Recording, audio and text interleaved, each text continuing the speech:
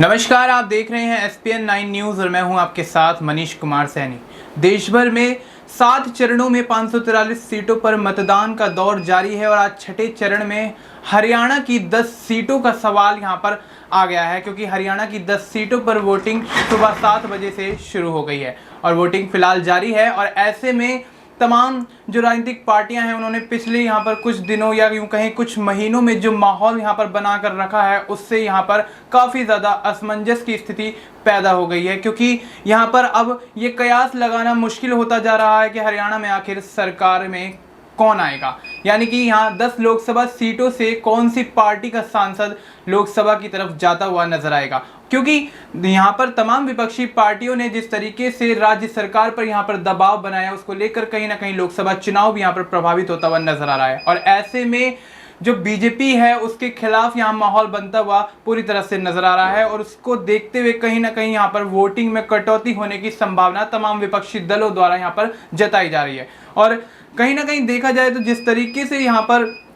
नायब सिंह सैनी की सरकार को गिराने की तमाम कोशिशें यहाँ पर विपक्ष द्वारा की जा रही हैं और नायब सिंह सैनी के ऊपर इतना दबाव आ गया है कि कहीं वो मुश्किल हालातों में इन दबाव के दौर में कहीं ना कहीं खुद ही सीएम पद से इस्तीफा ना दे दें, क्योंकि कुछ दिनों पहले यहाँ पर चर्चित नेता के तौर पर जाने जाने वाले अनिल विज को लेकर यहाँ पर अटकलें लगाई जा रही थी कि वो दूसरी पार्टियों का रुख कर सकते हैं, क्योंकि बीजेपी को लेकर उनके अंदर नाराजगी थी। वो नाराजगी इसलिए थी क्योंकि सीएम पद की जब शपथ ली जा रही थी, सीएम पद की नायब सिंह सैनी को जब शपथ दिलवाई जा रही थी उस दौरान अनिल विज वहां पर मौजूद थे और अनिल विज से कोई भी सलाह मशवरा ना होने के चलते यहाँ पर तमाम जो माहौल है गर्माता हुआ नजर आया, क्योंकि अनिल विज वहां पर उस मीटिंग को छोड़ते हुए अपनी पर्सनल गाड़ी से अंबाला आवास अपने स्थित अपने घर पे पहुंच गए और वहां पर जाकर फिर उसके बाद जो माहौल यहां पर गर्माता हुआ नजर आया उसको देखकर कहीं ना कहीं बीजेपी यहां पर गिरती हुई नजर आई। और अब आज जब 10 लोकसभा सीटों पर यहाँ पर चुनाव हो रहा है, मतदान हो रहा है, तो उसको देखते हुए भी कहीं ना कहीं बीजेपी का बहिष्कार मतदाताओं द्वारा किया जा रहा है।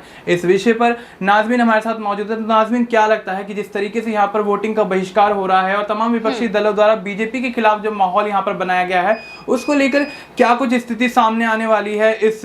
चरण की वोटिंग के बाद या यूं कहें चुनावी नतीजे सामने आने के बाद? देखिए,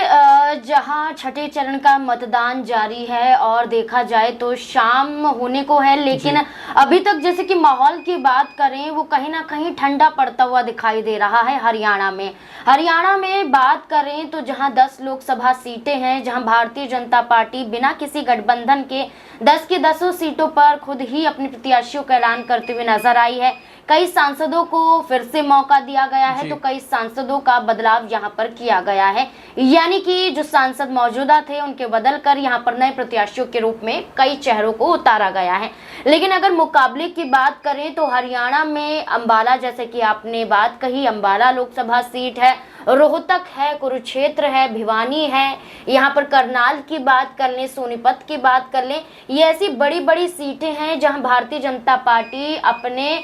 तमाम प्रत्याशियों के जरिए जीत हासिल करना चाहती है। जैसे कि यहाँ पर रोहतक की बात करें, दीपेंद्र सिंह हुड्डा कांग्रेस की तरफ से प्रत्याशी के रूप में एक बार फिर से उतारे गए। 2019 में भारतीय जनता पार्टी का यहाँ पर बात की जाए तो उनके प्रत्याशी यहाँ पर जीत यहाँ पर दर्ज करते हुए नजर आते हैं। दीपेंद्र सिंह हुड्डा को हार का सामना करना पड़ता है, जो कि 2014 में वो चुनाव इस सीट से जीतते हुए नजर आए थे। इससे पहले भी दीपेंद्र हुड्डा ने इस सीट पर जीत दर्ज की थी, या कहें कि ये कांग्रेस का गढ़ ही कहा जाता था। लेकिन भारतीय जनता पार्टी में 2019 में जो खेल बिगाड़ा, उस खेल के चलते दीपेंद्र हुड्डा के लिए चुनौतियां बन जाता है रोहतक की सीट को बचाना। लेकिन दावा यहाँ पर वो खुद करते हुए नजर आ रहे थे कि 2019 में कम मार्जिन से वो जीत नहीं पाए थे, बड़ा कड़ा मुकाबला देखने को मिला था, लेकिन इस बार हमारी जीत रोहतक में होती हुई नजर आई। लेकिन जैसा कि आपने कहा कि भारी विरोध देखने को मिल रहा है, तो आप देखिए कि करनाल में जब मनोहर लाल खट्टर जो हरियाणा के पूर्व मुख्यमंत्री हैं वोट डालने जाते हैं, वो दावा कर देते हैं रिकॉर्ड तोड़ यहाँ पर वोटिंग होती हुई नजर आएगी, जो दावा करते हैं कि इस बार जो आंकड़ा हमने 2019 में सेट किया था, यानी कि 58% तक मतदान यहाँ पर होते हुए भारतीय जनता पार्टी के समर्थन में नजर आए थे। वो दावा यहाँ पर कर रहे हैं कि इससे ज्यादा फीसदी, यानी कि लगभग अगर 58 यहाँ पर बात की जा रही है तो क्या 60% तक का दावा वो कर रहे हैं कि हरियाणा में फर्क पड़ता हुआ नजर आएगा। क्योंकि देखा जाए तो मनोहर लाल खट्टर जहां वोट डालते हुए नजर आए, उस सीट पर पहले यहाँ पर एक सभा में उनका विरोध देखने को मिला। जनता यहाँ पर सीधे तौर पर उनका विरोध करती हुई नजर आई। यहाँ तक कह दिया कि मनोहर लाल खट्टर ना सिर्फ अभी उनका विरोध किया जा रहा है, बल्कि जब किसान मुद्दा देखा गया था, जब किसान अपनी 3 मांगों को लेकर, एमएसपी पर उचित गारंटी को लेकर, यहाँ पर 3 काले कानूनों को यहाँ पर हटाने को लेकर, जो सरकार द्वारा यहाँ पर पारित किए गए थे, उन्हें हटाने को लेकर, यहाँ पर मांगों को लेकर यहाँ पर वो तमाम बॉर्डरों पर तैनात थे। गाजीपुर बॉर्डर की बात करें, टीकरी, शंभू बॉर्डर की बात करें, किसानों का जमावड़ा वहां पर था और कहीं ना कहीं हरियाणा सरकार पर बड़े हमले किए गए थे, बड़े आरोप लगाए गए थे, जिसका खामियाजा मनोहर लाल खट्टर को इस तरीके से भुगतना पड़ा। जैसा कि आपने कहा कि नायब सिंह सैनी को यहाँ पर मुख्यमंत्री बना दिया जाता है, लेकिन देखिए मनोहर लाल खट्टर यहाँ पर नाराज नहीं होते हैं क्योंकि उन्हें लोकसभा की सीट दे दी जाती है। लेकिन अनिल विज की नाराजगी साफ तौर पर इसलिए जाहिर होती हुई नजर आ रही है, जैसा कि यहाँ पर बार बार कहा जाता रहा है कि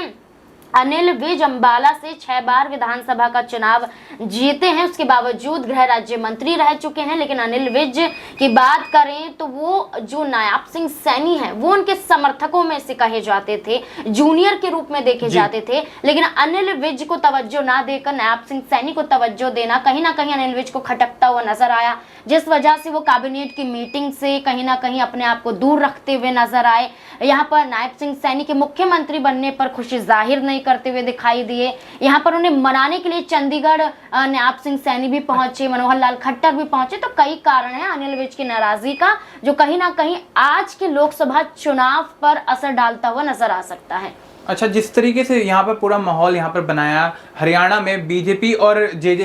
माफ कीजिए, हरियाणा में जो कांग्रेस और जेजेपी द्वारा बीजेपी के खिलाफ यहाँ पर माहौल बनाया गया, उसको लेकर कहीं ना कहीं यहाँ पर वोटिंग प्रभावित होती हुई नजर आ सकती है। और देखा जाए नाज़मीन, जिस तरीके से हरियाणा की स्थिति यहाँ पर चलती हुई आई है, उसको देखते हुए ये लगता है कि जिस तरीके से आपने जैसे जिक्र किया कि मनोहर लाल खट्टर को वहां से सीएम पद से उनको इस्तीफा दिलवाकर उनको लोकसभा का यहाँ पर टिकट दिया गया, तो कहीं ना कहीं ये जो चीज है वो अनिल विज को बहुत ज्यादा खलती हुई यहाँ पर नजर आ सकती है। क्योंकि देखा जाए जिस तरीके से पिछले कुछ दिनों यहाँ पर अनिल विज की नाराजगी को लेकर तमाम हरियाणा में माहौल बहुत ही ज्यादा गरमाया था, और उसको देखते हुए कहीं ना कहीं लगता है अनिल विज को बेशक यहाँ पर भारतीय जनता पार्टी के नेताओं ने शांत करवा दिया है, लेकिन कुछ ना कुछ ऐसा भी हो सकता है आने वाले समय में, हो सकता है लोकसभा चुनाव के बाद, परिणाम के बाद यहाँ पर अनिल विज कोई बड़ा यहाँ पर धमाका करते हुए नजर आए। क्योंकि अनिल विज की जो नाराजगी है वो बस इतनी सी है कि उनको कोई हरियाणा में बड़ी जिम्मेदारी नहीं दी गई। तो एक वरिष्ठ नेता के तौर पर वो डिजर्व करती थी कि उनको एक जिम्मेदारी यहाँ पर दी जाए, और यहाँ पर उम्र का हवाला दिया जाता है कि उम्र उनकी हो रही है 71 वर्ष के वो हो गए हैं, 75 वर्ष तक यहाँ पर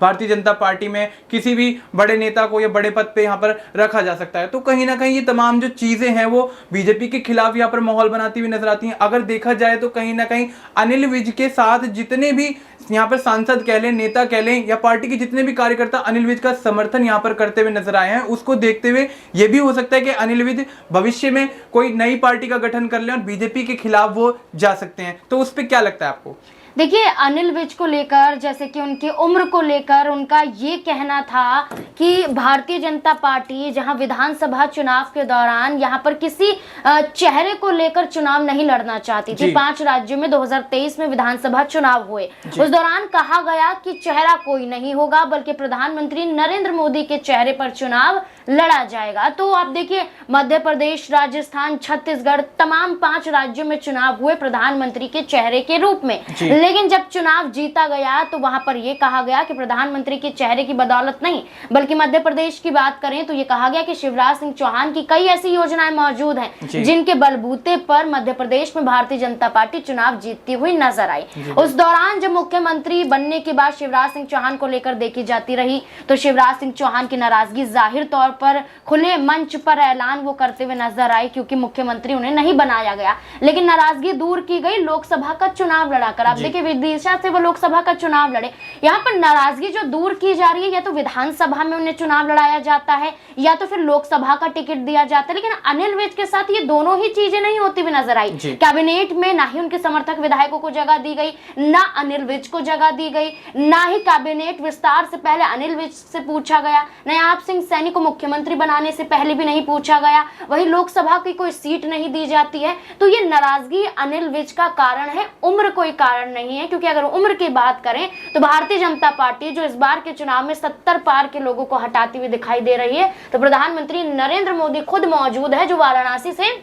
चुनाव लड़ते हुए नजर आ रहे हैं। राजनाथ हैं, यहाँ पर कई ऐसे बड़े बड़े चेहरे भारतीय जनता पार्टी में आपको मिल जाएंगे जिनकी उम्र कहीं ना कहीं 70 तक आने वाली है या फिर 70 पार होने वाली है। तो ऐसे में अगर हम उम्र का हवाला दें तो उसमें अनिल विज को दरकिनार करना सही नहीं है, लेकिन अगर अनिल विज के तमाम कार्यों को हरियाणा में देखा जाए तो कहीं ना कहीं अनिल विज को जिम्मेदारियां मिलनी चाहिए थी, या तो फिर लोकसभा का टिकट यहां पर मिलना चाहिए था, लेकिन ना मिलना सबसे बड़ा कारण है कि विधायकों का जाना और विधायकों के चलते अल्पमत में सरकार का आना। अनिल विज इस दौरान यहां पर अगर मुख्यमंत्री बनने का ऑफर उन्हें दे दिया जाता है कांग्रेस पार्टी की तरफ से, तो यहां पर वाकई वो अनिल विज की बात करें जो बड़ा चेहरा भारतीय जनता पार्टी के रूप में माने जाते हैं, वो बगावत भी यहां पर करने के लिए तैयार हो सकते हैं। जी बिल्कुल, देखिए अनिल विज यहाँ पर कहीं ना कहीं बगावत कर सकते हैं, और बगावत जाहिर भी है, लाजमी भी है, क्योंकि जिस तरीके से यहाँ पर अनिल विज को यहाँ पर साधने की कोशिश की गई है, तमाम जो बीजेपी के नेता हैं, बड़े नेता हैं, उनको जिस तरीके से नाज़मीन ने भी जिक्र किया कि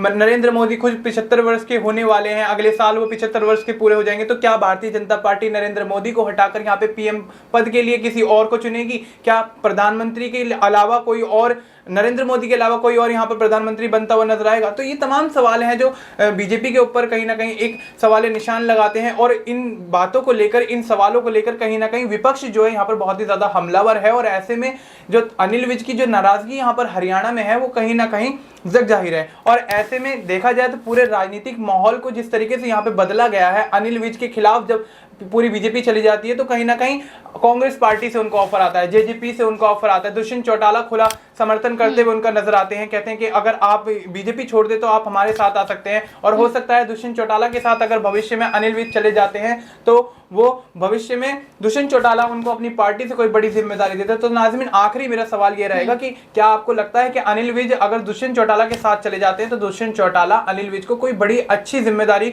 जिसको वो डिजर्व करते हैं वो दे सकते हैं? देखिए, जननायक जनता पार्टी की बात करें तो जननायक जनता पार्टी ने जब यहाँ पर 6 निर्दलीय विधायकों में से यहाँ पर 3 निर्दलीय विधायकों ने साफ तौर पर ये कह दिया कि हम समर्थन भारतीय जनता पार्टी से वापस लेते हैं और समर्थन हम यहाँ पर कांग्रेस पार्टी को करते हैं, तो भूपेंद्र सिंह हुड्डा के साथ एक बड़ी मीटिंग 3 निर्दलीय विधायक यहाँ पर करते हुए नजर आए। यहाँ पर खामियां बताई गई किसानों का मुद्दा, खामियां बताई गई जाटों की नाराजगी, खामियां यहाँ पर यौन शोषण मामले को लेकर यहाँ पर भारतीय जनता पार्टी के सांसद को लेकर बताया गया। कई ऐसे मुद्दे यहाँ पर निर्दलीय विधायकों ने बताया जिसकी वजह से उनकी नाराजगी साफ तौर पर देखने को मिली। जननायक जनता पार्टी ने फौरन कांग्रेस पार्टी को अपना समर्थन देने का ऐलान कर दिया। दुष्यंत चौटाला आते हैं, प्रेस कॉन्फ्रेंस करते हैं, और प्रेस कॉन्फ्रेंस कर वो ये कहते हैं कि हम कांग्रेस को अपना खुला समर्थन देते हैं। तो आप देखिए, 30 विधायकों की संख्या कांग्रेस पार्टी के पास, 3 निर्दलीय विधायक चले गए, 10 जननायक जनता पार्टी खुद अपने विधायकों के साथ समर्थन देने के लिए तैयार है। तो 43 का आंकड़ा यहाँ पर तो पहले से ही सेट है। भारतीय जनता पार्टी अल्पमत में बताई जा रही है, यानी कि 43 उनके पास भी है। लेकिन अगर यहाँ पर अनिल विज की आप बात कर रहे हैं कि दुष्यंत चौटाला की पार्टी के साथ जाकर जुड़ जाते हैं, तो वो भी अपने कई समर्थकों की बात करें, समर्थक विधायकों की बात करें, उन्हें भी लेकर जा सकते हैं। तो कांग्रेस पार्टी बहुमत में आ जाती है। तो जननायक जनता पार्टी की तरफ से दुष्यंत चौटाला यहाँ पर खुद बड़ी जिम्मेदारियों के साथ अनिल विज को भी जिम्मेदारी दे सकते हैं। जैसे कि चर्चा होती हुई नजर आ रही थी, अगर मुख्यमंत्री बना दिया जाता है, बस इस शर्त पर कि हम आपको मुख्यमंत्री बनाते हैं, बस आप यहाँ पर विधायकों को लेकर आ जाइए, तो यहाँ पर अगर अनिल विज ये कदम उठाते हैं तो वाकई बड़ी जिम्मेदारी के रूप में है, और कहीं ना कहीं कांग्रेस पार्टी की सरकार भी बन सकती है। जी, तो कहीं ना कहीं देखा जाए तो दुष्यंत चौटाला अगर अनिल विज को यहाँ पर ऑफर देते हैं और अनिल विज यहाँ से बीजेपी का दामन छोड़ते हैं, तो कहीं ना कहीं यहाँ पर हरियाणा की राजनीति में एक बड़ा इतिहास रचते हुए अनिल विज नजर आएंगे, जेजेपी की तरफ जाते हुए। और जेजेपी में जाने के बाद अगर उनको बड़ी जिम्मेदारी मिल जाती है तो ये भारतीय जनता पार्टी के लिए एक बहुत बड़ा झटका होने वाला है। खैर, ये सब तो भविष्य में पता लगेगा, यानी कि लोकसभा चुनाव के बाद भी हो सकता है, और हो सकता है कि लोकसभा चुनाव के नतीजे आने से पहले यहाँ पर कोई बड़ा धमाका अनिल विज और दुष्यंत चौटाला मिलकर करते हुए नजर आए। बाकी देश और दुनिया की तमाम बड़ी अपडेट्स के लिए आप देखते रहिए SPN9 न्यूज।